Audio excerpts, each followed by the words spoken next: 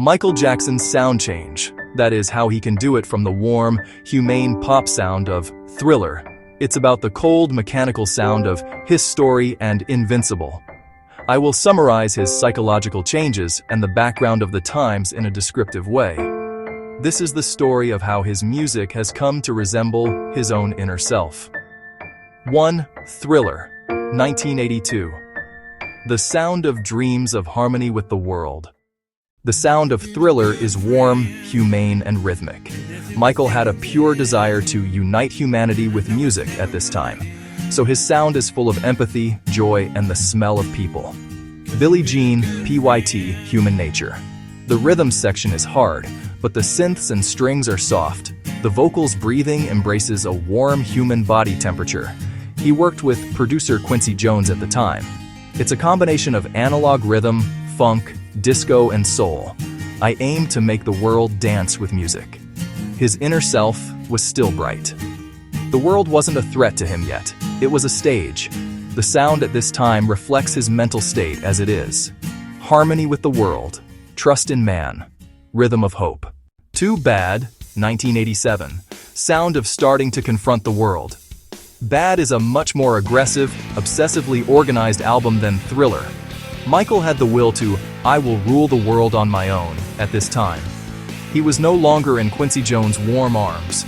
Most songs are written and produced by themselves and enter the realm of self-control.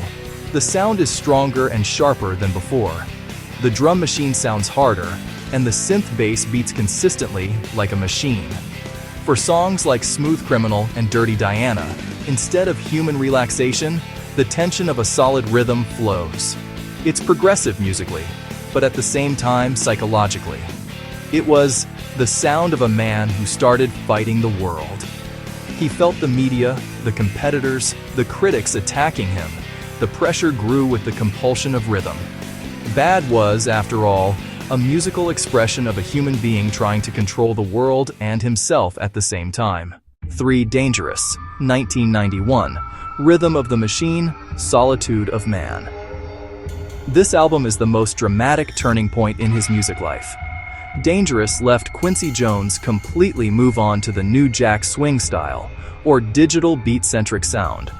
I made this album with Teddy Riley drum machines. Sampling, electronic synths are strongly exposed to the front.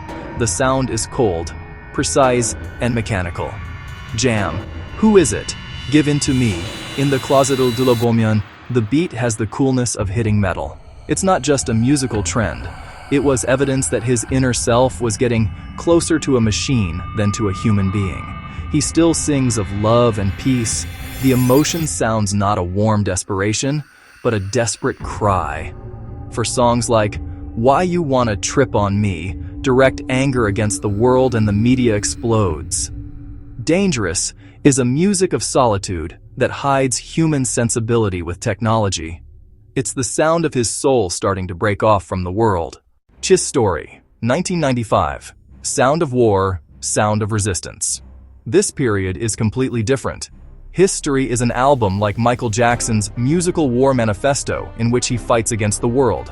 Rhythm is rough, brass, and synth are explosive. Overall, the sound itself is aggressive. Tabloid junkie, scream, they don't care about us, none. It has a strong hitting effect. Almost like an industrial metal sound. This isn't just a beat. He expressed his anger toward the world through the explosion of sound. The warm groove of Thriller is completely gone. All that remains of the place is anger, screams, and the rhythm of the iron. He shouted in, "Scream! Stop pressuring me, makes me want to scream." His voice no longer flowed softly, like a scream, it rips roughly. It's not just a change of singing. It was the sound of his soul being hurt. 5. Invincible, 2001. Last attempt to restore human warmth. Invincible declares immortal, as its name suggests. It contains the will to restore the last remaining warmth. While this album still retains a digital sound, Speechless, Butterflies, Heaven Can Wait. Katun Gogeso, he tries to regain his emotional warmth once again. His voice is softer and lovelier than before. This sounds like confessions of a wounded soul trying to believe in love again. But the wounds after history were too deep. His sound was still digital, and his production was cold. He missed the warmth, but he never fully recovered it.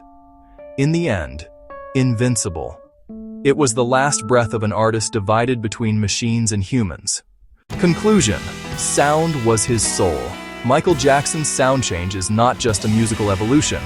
It was a journey in which his inner psychological trajectory was melted.